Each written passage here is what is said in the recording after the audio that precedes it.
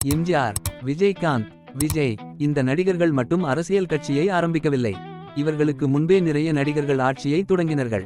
வாங்க அவர்களை பற்றி பார்ப்போம். 1988 இல் நடிகர் திலகம் சிவாஜி அவர்கள் தமிழகம் முன்னேற்ற முன்னணி என ஒரு கட்சியை தொடக்கினார்.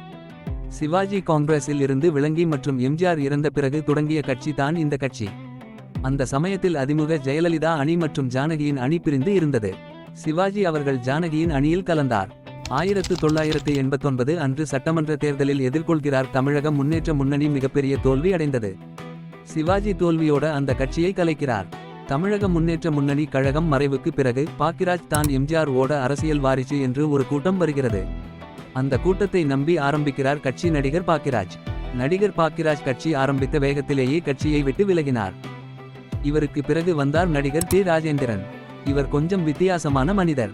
இவர் 2 கட்சிகளை தொடங்கி இருக்கிறார்.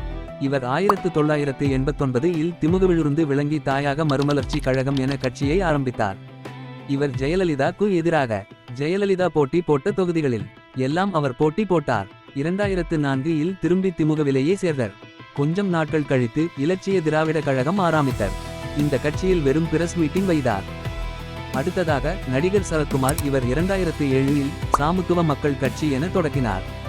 இவர் திமுக, அதிமுக, மக்கள் நீதே நியாயம் என்ற கூட்டணி உடன் சேர்ந்தார். ஆனாலும் இவர் கட்சி டேக் ஆஃப் ஆகவில்லை என பாஜகமிடம்தான் கட்சியை ஒப்படைத்தார். நடிகர் கார்த்திக் அவர்கள் அகில இந்திய நாடாளுமன்ற கட்சி ஆரம்பித்தார்.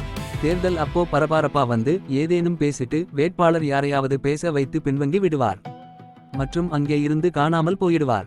நடிகர் கார்த்திக் அவர்கள் செய்த பெரிய விஷயம் அந்த கட்சி பெயர் மாத்துனது தான். மனித உரிமை காக்கும் கட்சி என மாத்தி அரசியலில் இருந்து பின்வங்கினார்.